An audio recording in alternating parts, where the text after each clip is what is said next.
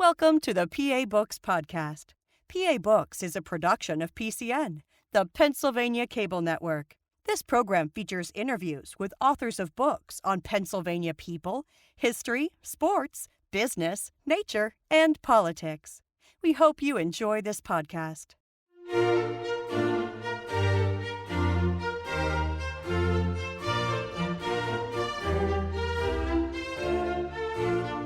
This week on PA Books, David Stewart, author of George Washington. Our guest today is David O. Stewart. He is the author of this book, George Washington, The Political Rise of America's Founding Father. David Stewart, after spending so much time studying George Washington, if you could have been present for any moment in his life, what would you have wanted to see? You know, that's a great question. There are several pivotal moments that would have been amazing to be there. One is when he makes the stand with his troops at the Battle of Monmouth Courthouse, which I wrote about. Another, of course, is when he resigned from the Continental Army in 1783, and everybody dissolves in tears. He had a gift for quitting at the right time, and they tended to be very emotional moments. So that would be one. Maybe also when he presided at the Constitutional Convention. It was such a big life with so many big moments. It's hard to pick. Well, when you were writing this, how did you decide what to focus on? I mean, you could write a book about any of a number of aspects of his life. You could, and you might never finish. It is such a big life. I focused early on his development as a political leader because I thought that was a remarkable quality of his leadership, which is often ignored. And he wasn't a natural. He actually had to learn how to be a political leader and how to act effectively in the political sphere, and he did.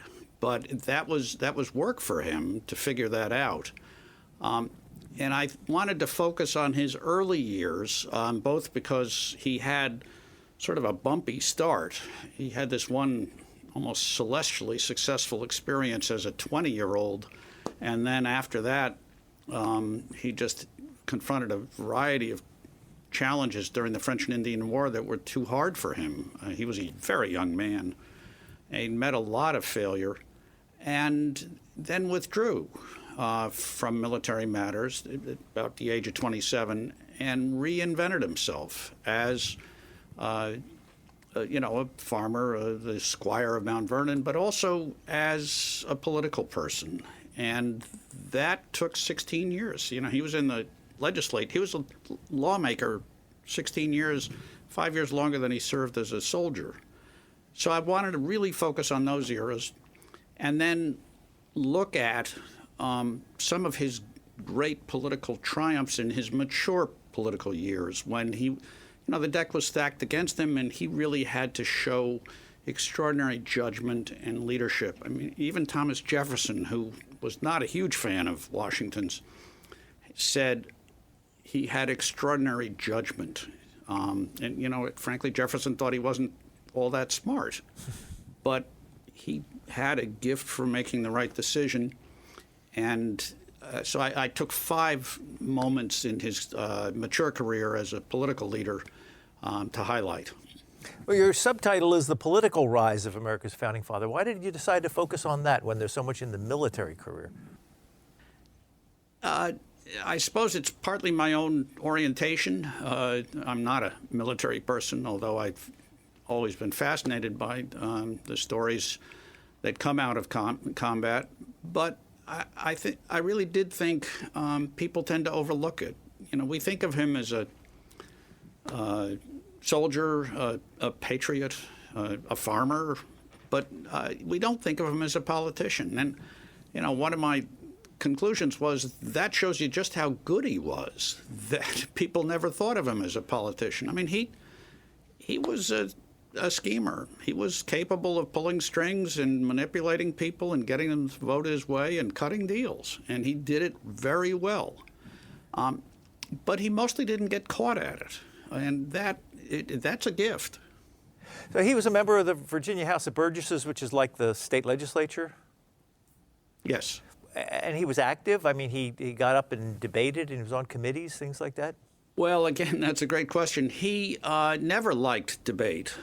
He had a very mediocre education, just really 3, maybe 4 years of formal education in a local school, or maybe with a tutor. We don't even know that much. He never really spoke about it. He was so embarrassed about it. He educated himself through life. He was a diligent reader and was always looking for something that would improve him, that he could read. So when he got in the legislature, he was overmatched. He was up against really remarkable political talents, people like Peyton Randolph and Richard Henry Lee, and as time went on, people like Jefferson and Patrick Henry. I mean, if you're going to debate with those guys, you better bring your A game. And he never did. He just didn't think he could play in that arena. So for his first few years in the House of Burgesses, he's leaving a very faint footprint. And, he's not that engaged either. He doesn't show up sometimes. But as time goes on, he becomes much more engaged, and he begins to focus on his own talents. And this is a maturing process, which I think a lot of us go through, of figuring out what are our assets, what are our weaknesses, how do we emphasize our assets, and how do we, de-emphasize our weaknesses. And he was not going to get on the floor and, chew the carpet and give a 2-hour stem winder of a speech. But if there was work to be done, he would step forward. He was, I refer to him sometimes as the hardest working man in colonial America. He worked 12 and 14-hour days his entire life. I think he was uncomfortable if he wasn't working a 12 or 14-hour day. And he had a gift for getting things done. And that became his hallmark as a political figure. And his colleagues recognized that. And he slowly becomes a more and more central figure in the House of Burgesses.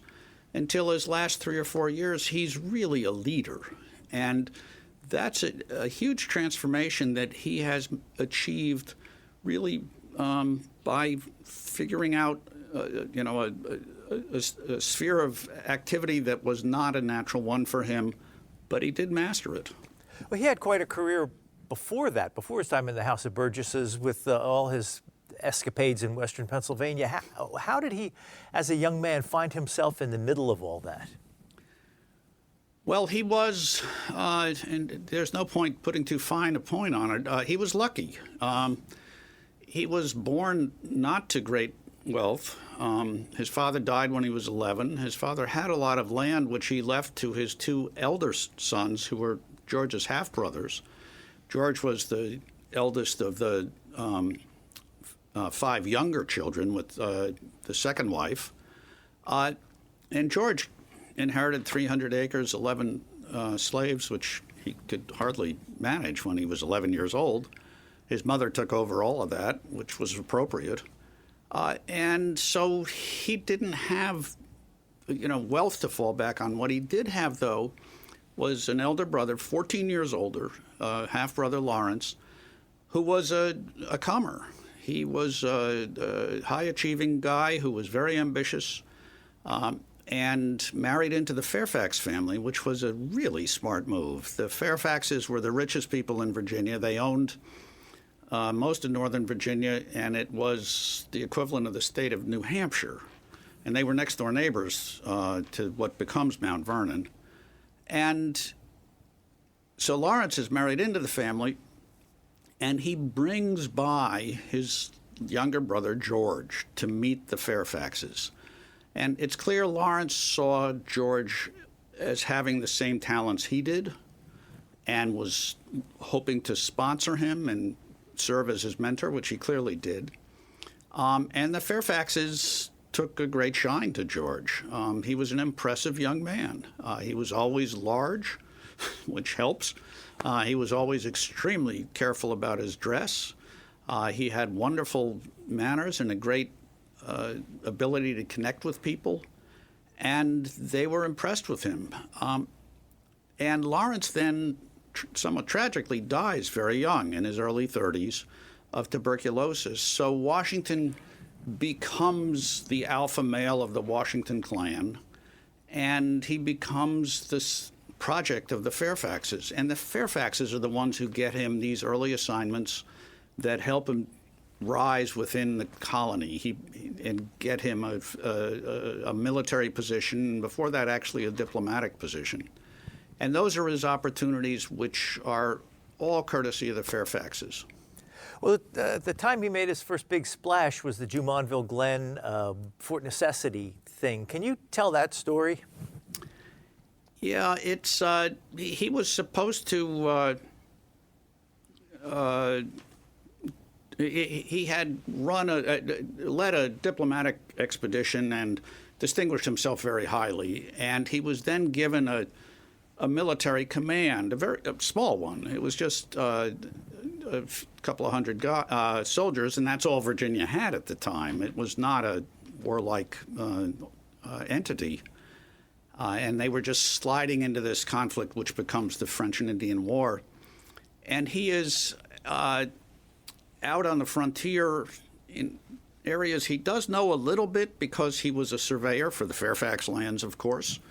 And so he has some familiarity with it. He is very hardy, and he's a big, strong guy, and he can make his way. And the French are sort of feeling out the British, because the French want to move into this area. They're coming down from Canada.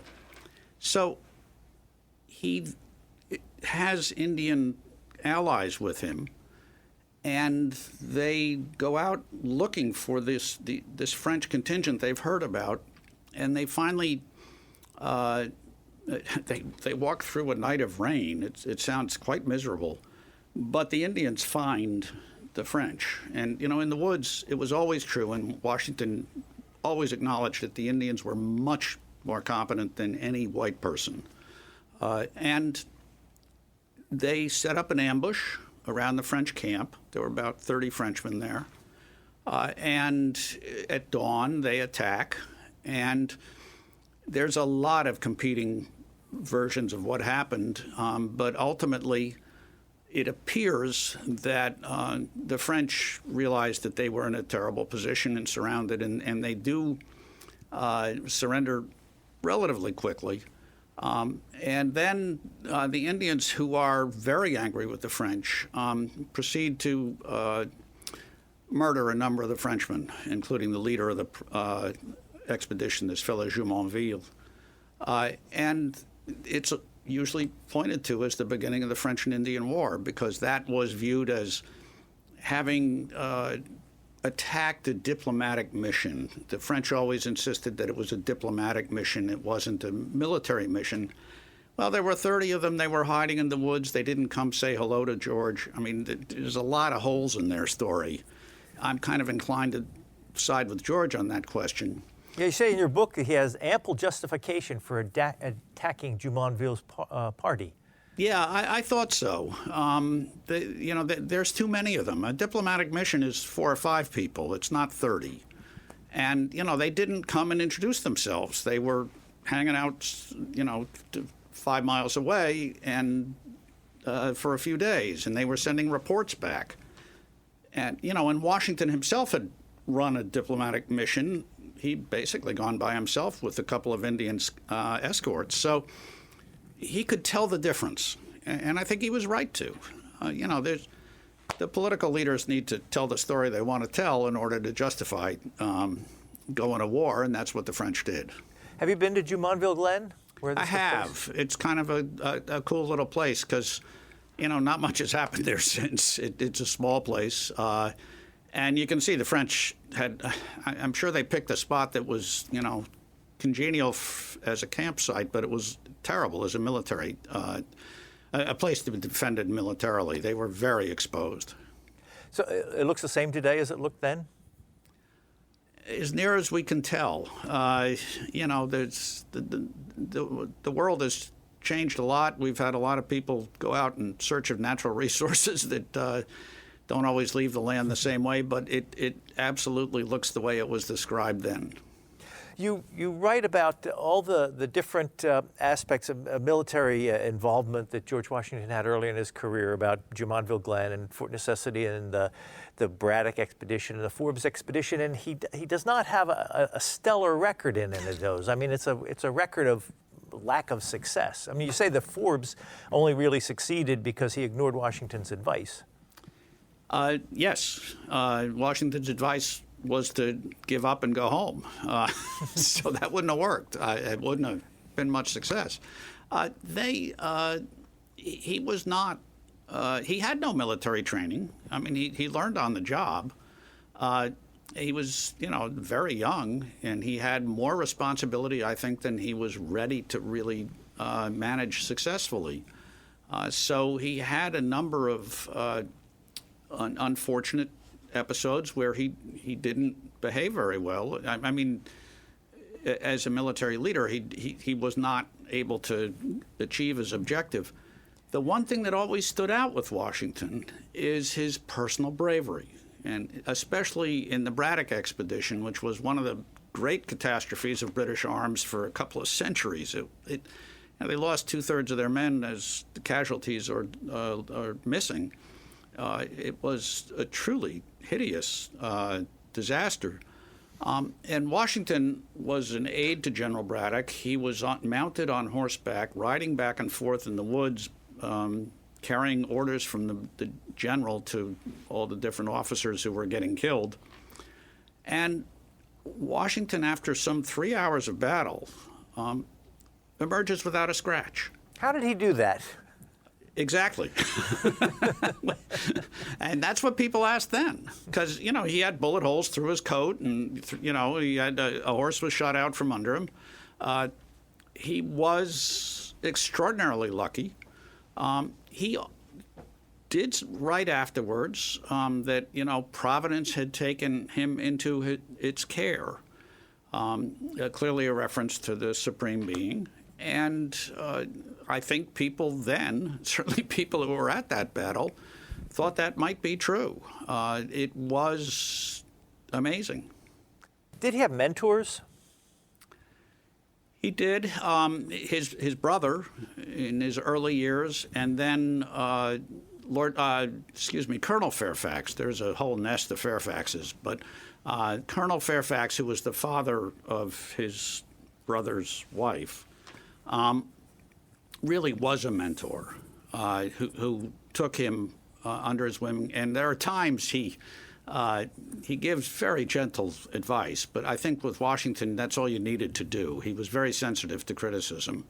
And at one point, when Washington clearly had fought a battle he shouldn't have, Colonel Fairfax writes him and says, great generals often have retreats that are not defeats, which is a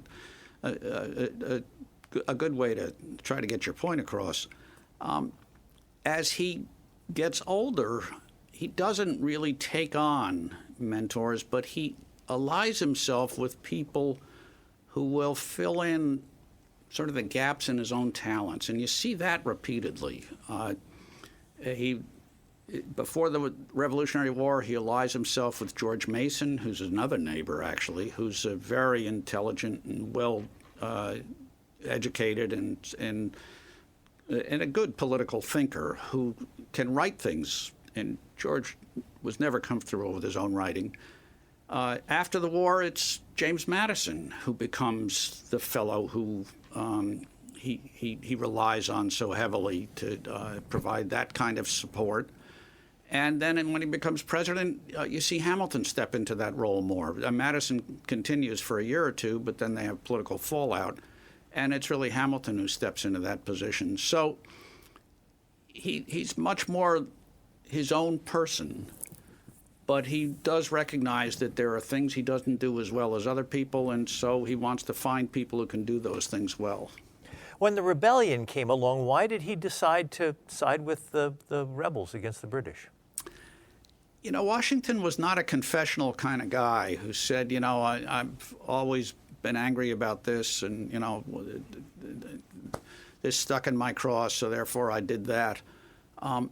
You can look at his path, though, and he was someone who had tried to make it in the British establishment, in the British military establishment specifically, and they had no interest in him. He was a yokel, a colonial as far as they were concerned, and not someone that they would have any place for. And that's something you can see building resentment. As a farmer and a planter at Mount Vernon, he has terrible spats with the British merchants he does business with. Most of his crops go through British merchants for the first half of that career, that part of his career. And he's always angry about they're cheating him, or they're sending him substandard stuff. And he's not alone. The Virginia people, the wealthy Virginians who were doing business with the British all complained about that. But Washington was angry about that as well. But I do think you have to see this as, or his instinct and willingness to join the rebellion, which happens quite early. He's implacable in his hostility to the British in the late 1760s. This is 5-6 years before we're really in the struggle, and he says he's willing to go to war. So I think you have to see that also as a sense of, I'm an American and they don't understand me, they don't understand us, and we should not be subservient to them. And that, I think, is what's happening inside him. It's not a diligently thought out thing. I think it's just who he is. Could the British have spared themselves a lot of grief by just accepting him into the British Army?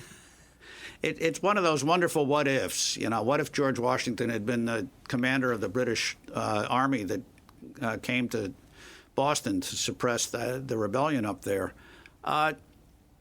He was trying to do that. He wanted that position. Now, I think the British Army at the time did not accept them because, it was an incredibly class-based system. You had to buy your positions usually, your officer positions, and Washington could never do that. He never had that kind of cash.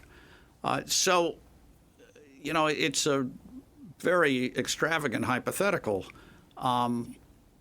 Would he have been a very effective British general? I think they never would have accepted him and never would have given him much responsibility. So I don't see that as something that was going to happen. So Washington went to both Continental Congresses. You write about that. And the Second Continental Congress, is it? He shows up in uniform, and they have to decide who to put in charge of the Army, and they pick the guy who's in the uniform already. Why did he want that position? Well, he wanted to fight. There's no argument. I mean, there's no way. He wanted to resist the British.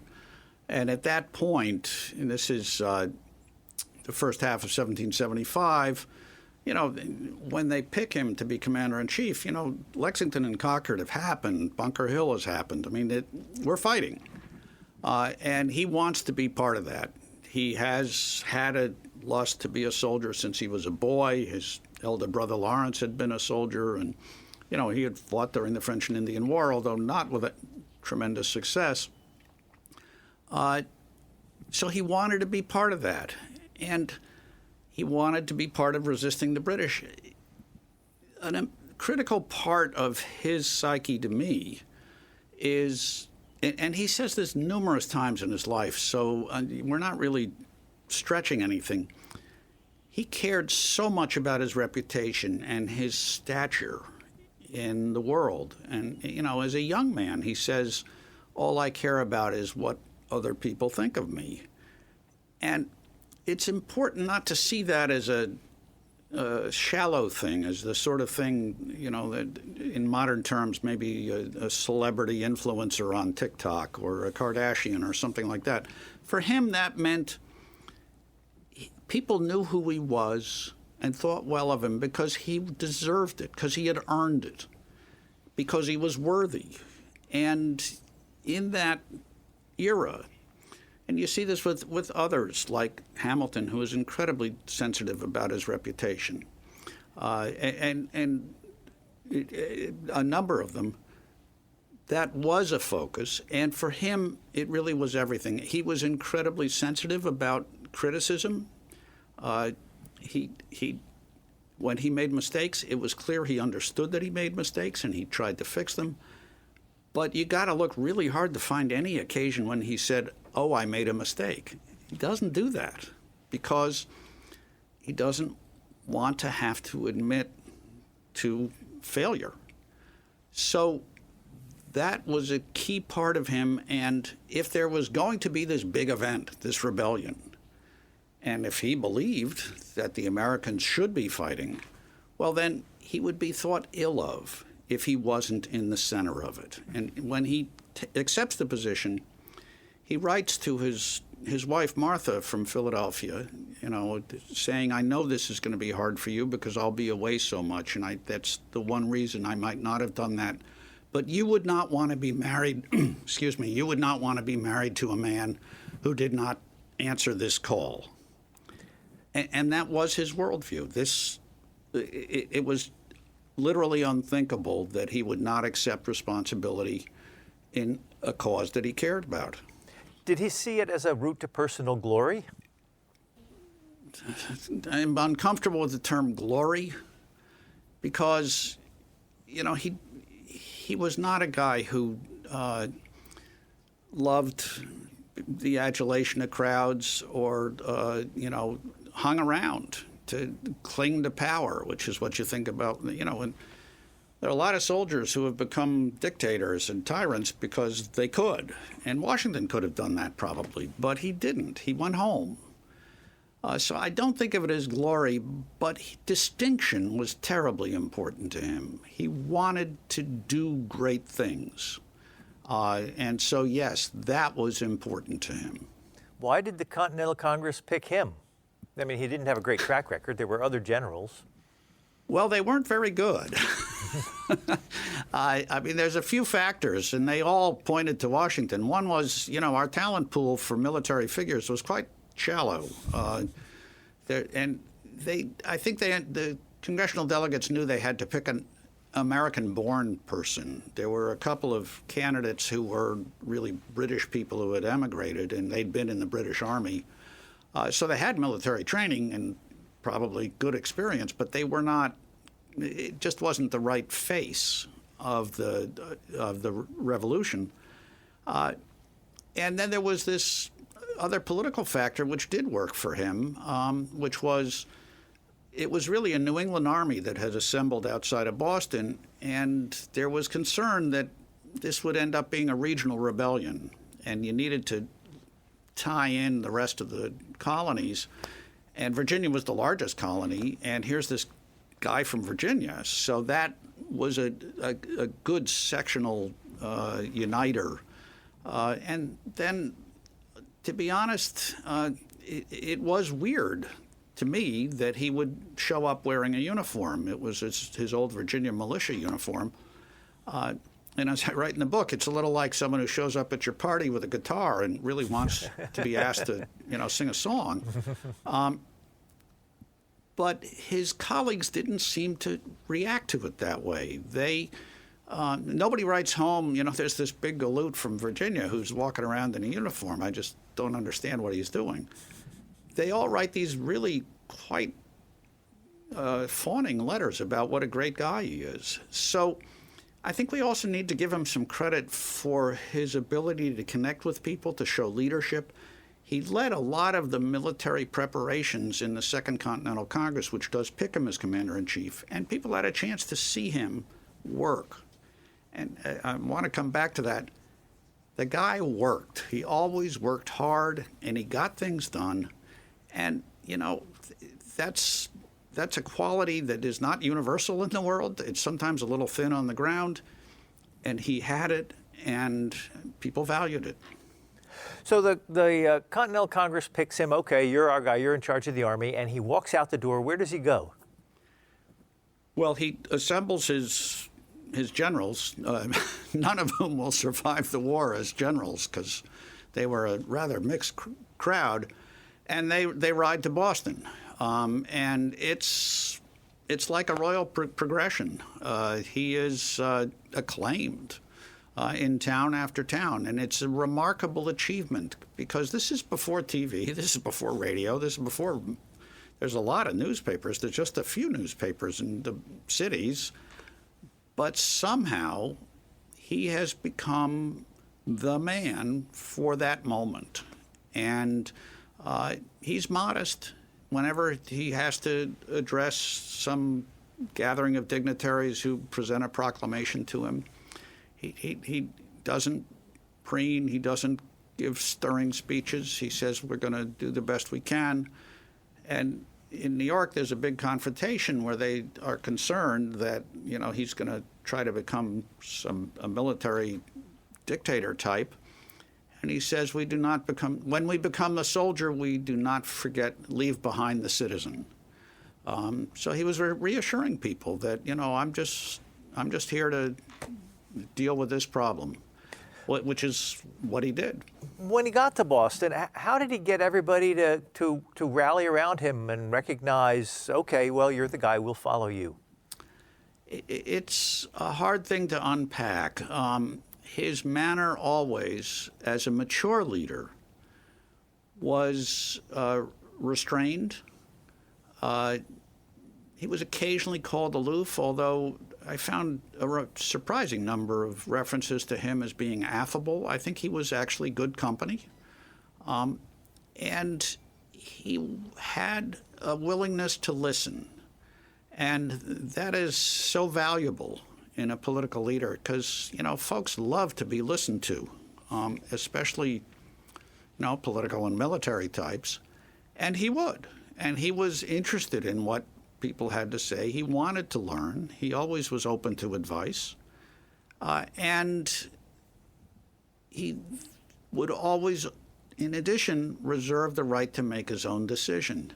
So it's that process, and it doesn't happen overnight. He shows up there, he's a very different guy from the New Englanders. We don't even appreciate it much these days, but sometimes they had trouble understanding each other. Their dialects were so different. Their pronunciation was so different. He shows up with his slave, and that's not done a whole lot in Massachusetts at that time. And he's got to, show the way. And it's a matter of months. It takes a while. And he begins to assemble his own staff of men he finds he can rely on. And he promotes a lot of people who are not prominent beforehand, but whom he thinks are able and will do the things that need to be done. Men like Henry Knox and Nathaniel Greene, who just from ordinary middle-class backgrounds. And they end up eclipsing a lot of the aristocratic or political leaders who thought they were going to lead the revolutionary effort. Why were the rank-and-file soldiers loyal to him? Like at Valley Forge, why did they stick around, the ones who stayed with him? Well, that's such a hard question. I think we have to give them credit for believing in the cause of liberty, which meant a great deal to them. And they were often people from very humble backgrounds and did not have great opportunities at home.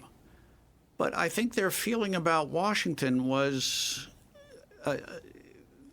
reflected his ability to strike a great mix or a great balance, because he was always beautifully mounted, beautifully dressed, behaved with perfect dignity. So he held himself, and I don't mean this in a sort of aristocratic way, but he held himself in a way that distinguished him from the run-of-the-mill folks there. But they also knew he cared about them. every day at Valley Forge, he rode through the camp. And if there was a horse carcass in front of Hut 33, he told somebody to get it out of there. And if he saw guys with scabies, he would ask, what are we doing for these people? And there was only so much he could do. The suffering from that encampment was just horrible. But they knew that he was there. He stayed there the whole time. He never left Valley Forge. And he was trying. And he cared. And I think that meant something to them. For all that he went through, why did he put up with taking directions from the Continental Congress instead of saying, I'm in charge? It's one of the great things about George Washington, and there are several, but one of them is he acknowledged that the sovereignty of the nation lay in Congress. And it's important for us to remember that, here you've got these 13 colonies. Several of them have had nothing to do with others of them. The people from Georgia certainly don't know the people from New Hampshire. But they are trying to create national institutions, and there are only two national institutions. There's Congress, and there's the Continental Army. Otherwise, they're just colonies, and then they make themselves states. And those institutions have to get along. And Washington, from the very beginning, says, and he says it when he accepts the position as commander-in-chief, I will do what you tell me to. And he always told them what he thought he should be doing and what he thought they should be doing, to be honest. But when they gave him a direction, he followed it.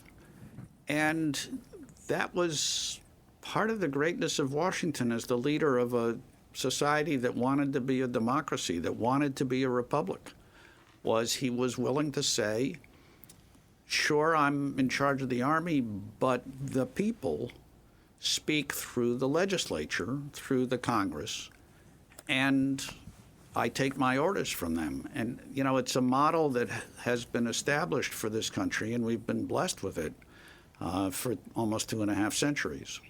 You do write that Washington imposed harsh discipline. On a single day in late July, a court-martial handed out 10 death sentences, directed that 4 men receive 1,500 lashes, and ordered 1,000 lashes for 4 others. In August, he hanged 2 frequent deserters. So he was no pushover.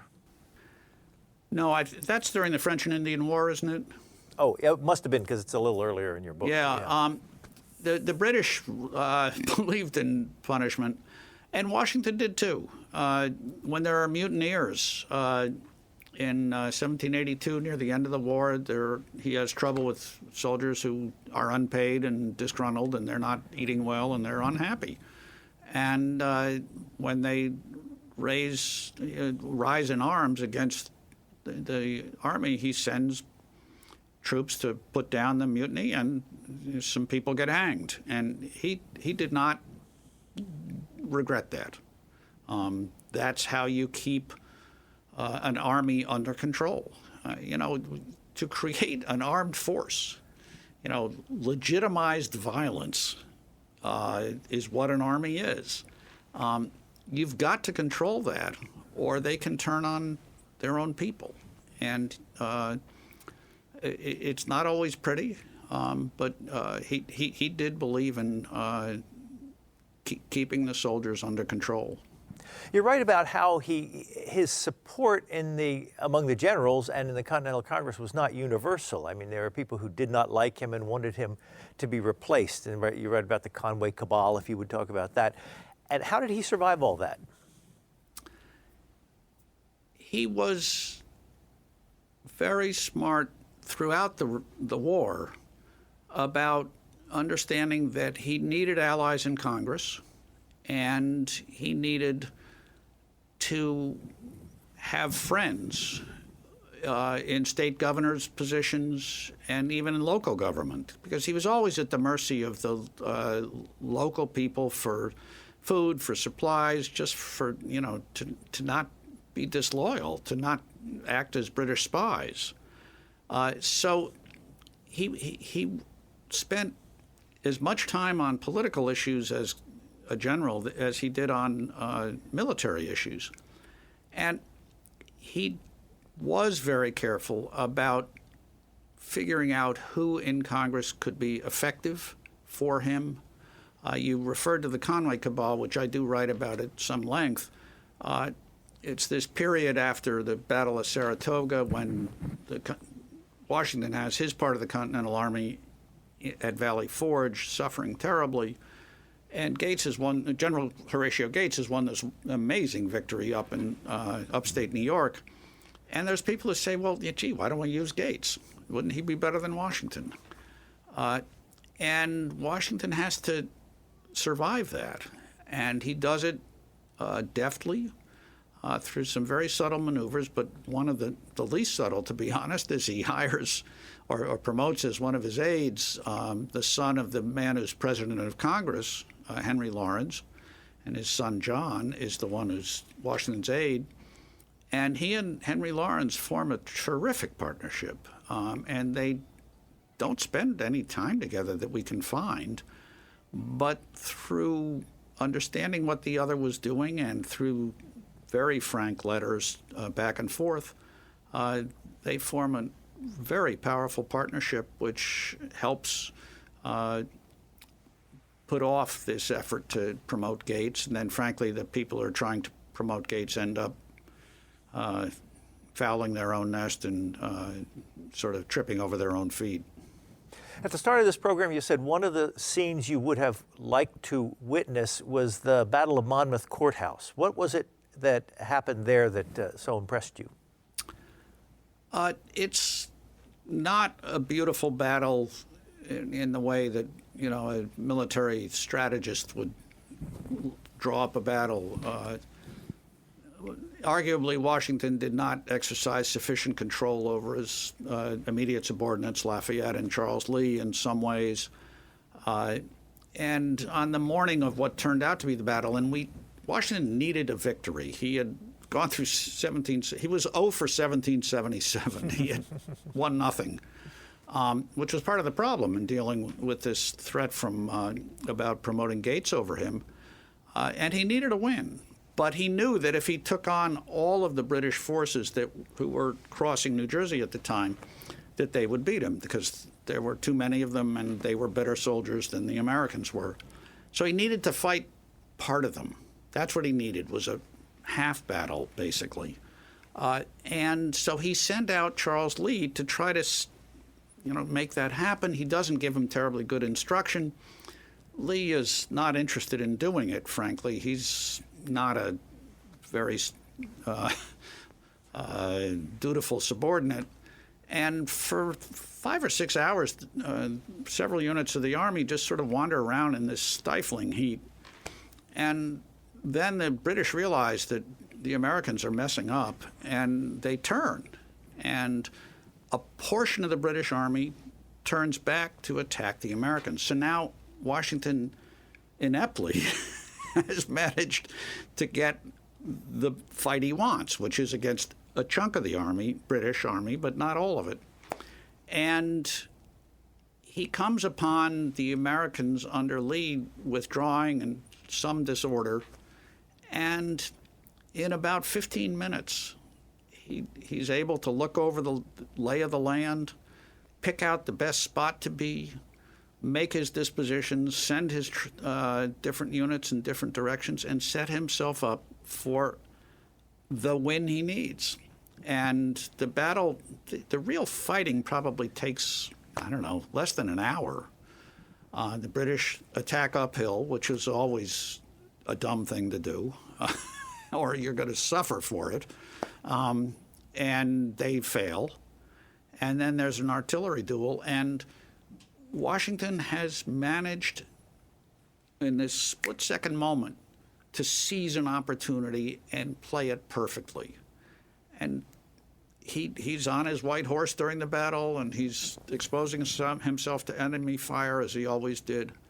And Hamilton says, he showed himself to best advantage that he ever did. And I just think that would have been a stirring moment, and it was a stirring moment for all of his soldiers. How did he manage to win the war after losing all those battles? A lot of it was outlasting the other side. I think, in the 20th and 21st centuries, we've become familiar with the fact that if you have a foreign army in your country and you don't give up, after enough years, you don't really have to beat them. It becomes too expensive and too hard and too stupid for them to hang around. So that was a factor.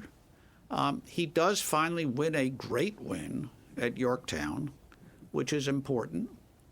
And, the key moment really is when the French enter the war. We tend to not give the French as much credit as we should. They were a real adversary for the British for centuries, and they fought in the Caribbean principally. That's where all the wealth was with the sugar production in the Caribbean islands. They fought all across the globe, and the British then had a real fight on their hands that was more than they wanted to have.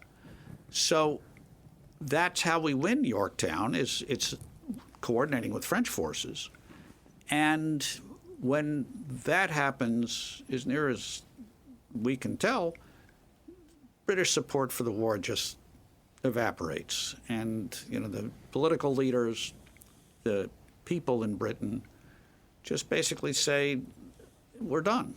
We're not going to keep doing this. It takes 2 years to actually sign a peace, but that's the process.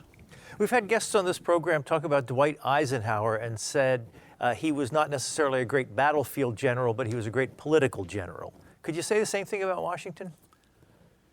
You could. I think there were kinds of battlefield moments he was great at. The one I described at Monmouth.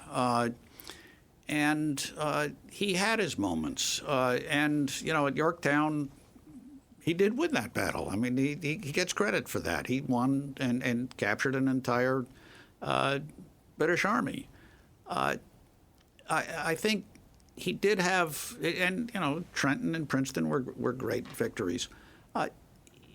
He did have some bad losses. He didn't have the best soldiers, to be honest, and he had a tendency to a weakness for a complicated plan. And you do see in a number of his battles that he's got far too complicated a plan, and it doesn't work. And there's a saying in military circles that, the strategy holds until the first gun is fired, and then it's all improvisation. So I think that was part of the trouble. But he did win the war. You get credit for that. Yeah, you mentioned something earlier that we have to talk about, and that is, you said that when Washington went up to Boston and was in charge of the army, he brought a slave with him. What was his view of slavery? It was a hard thing to study with Washington because until he becomes commander-in-chief, and he's 43, he is a mature human being. He's been on the earth a long time. He owns a lot of slaves, more than 100. And there is just no trace of him having any regret or doubts or unhappiness with slavery to that stage. And that seems wrong. You look at other slaveholders of that era, they at least had the good grace to be embarrassed about it or to recognize that there was something wrong with the system and they should try to fix it. And he doesn't. In the war, his attitudes do change. I think some of it is, or a good deal of it is because he has black soldiers. And these men are suffering and fighting and dying for his liberty. And I think he just can't deny that the notion that he owns them is a crime. So that is a change. in him that we can see. After the war, he goes through a stage where he resolves and instructs his plantation manager that he wants to essentially be a good slave owner and not break up families and that sort of thing. And I think in a year or two, he realizes that a good slave owner is an oxymoron, that there is no such thing. And he spends about the last 10 years of his life trying to figure out a way to get himself personally out of the slave-owning business. He never speaks publicly against slavery, although he says privately repeatedly, I would dearly wish that it stop being a factor in our lives, that there should be no slavery in this country. But he won't say it publicly, and clearly he thought if he did, it would be ineffective and it would undermine his political standing and would be divisive, that the Union could not survive an argument over slavery. And he was not alone in that judgment. They'd had that argument over slavery at the Constitutional Convention. The people from the Deep South had threatened to walk out, and that sort of threat was made routinely. Washington had lived with slave owners his whole life. He knew them. He knew just how stiff-necked and unreasonable they could be. So he was never willing to do that in public, which was a loss. He was our greatest leader, and he was silent. He did try to figure out a way to change his own slave holding, which was really complicated by the fact he owned a bunch of slaves himself, but he also acquired a bunch from when he married his wife, Martha Custis, whose first husband, she'd been married for several years, and her first husband died, and he'd been a very rich man, and so she inherited from him a lot of slaves, except she really just held them in trust for what became her grandchildren. So Washington couldn't control those people. He did not have power to do it legally. So he didn't free his slaves? He had to buy them. Did he free his slaves on his death? He freed his own slaves on his deathbed. He could not free the Custis slaves, and that was a great regret for him because he knew they had intermarried with his own slaves. And you're talking about, I don't know, maybe 130 that he owned himself and another 180 that were Custis slaves. It was a lot of people. But he did free his own slaves, and with the condition that they not be freed until Martha died. She didn't like living with a lot of people around her who wanted her dead. This was an uncomfortable thing. It was not unheard of for slaves to poison their masters, which was really behind this. So she directed that the Washington slaves be freed in her lifetime, and they were. When Washington, you wrote about your previous book, you were on this program for the Constitutional Convention, but when Washington resigned the Army and before the Constitutional Convention, when he went home after resigning the Army, did he think he was done? I think he did. I think he wanted to be done. There's one wonderful letter he writes about a year after he gets home when somebody is moaning and groaning about how badly the states are acting. They're fighting with each other and Congress can't get anything done. And Washington writes, well, we are like a young heir who comes into his money before he's really ready to manage it, but after a short period of time, we'll grow into the role. Pardon me. And we didn't. and after another year, I think he clearly decided that actually under the Articles of Confederation, which was a very loose form of government, that we were never going to become a true nation and that we did need a different organization for the nation. And he began to support, and he was being urged to do this by by Madison in particular. And he became the key figure at the Constitutional Convention. When he was in retirement back at Valley Forge, either after he resigned from the Army or after he left the presidency, did he keep following the news? Did he stay engaged? Yes. The night before he dies or gets sick, one of the things he does is he would do many nights at Mount Vernon, is he reads out loud excerpts from the newspaper. I think they happened to be about James Monroe, and he at this point in his career he didn't have a very high opinion of Monroe, and he was sort of chortling and making fun of Monroe and this report. So yeah, I mean his interest in affairs continued. He did not try to dabble in them when John Adams becomes president after him. Washington really does not comment on public affairs that are going on. He is drawn in. There's this quasi-war potentially against the French at that point, the Revolutionary French. And he's drawn in potentially to be a military figure again, but luckily that never really comes to fruition. Well, he was president for 8 years, and we won't have any time to talk about that. But when you look around America today, what is the way it is specifically because of George Washington?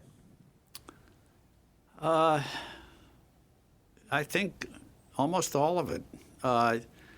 He modeled what we expect from a political leader. It's not what we get, but his ability to strike a posture of impartiality. And, you know, he had his political views. He wasn't totally nonpartisan, but people trusted him.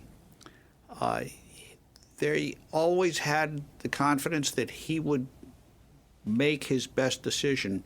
At one point in his presidency, there's a lot of controversy, and he says in a public statement, I will read the Constitution against this development, and I will decide based solely on the Constitution what should be done. And it almost sounds like pablum to us today, but it was very persuasive back then and reassured a great many people. And we'd really like someone who could put that across, who could tell us that, and we would believe it. And so I think that is what we long for and what we look for. And I think that we have lasted so long has in many ways been the result of his tradition, the traditions he set, the tone that he set, the deliberative style that he set. And I think if we're going to continue to thrive, his model will continue to be incredibly powerful and incredibly important. We could spend all day talking about George Washington, but unfortunately we're out of time. We've been speaking with David O. Stewart. He is the author of this book, George Washington, The Political Rise of America's Founding Father. Thank you very much. Thanks so much. You've been listening to a podcast of PA Books, a production of PCN, the Pennsylvania Cable Network. Full episodes of PA Books, as well as other PCN programs, are available to stream with the PCN app. Visit PCNTV.com or the App Store for details.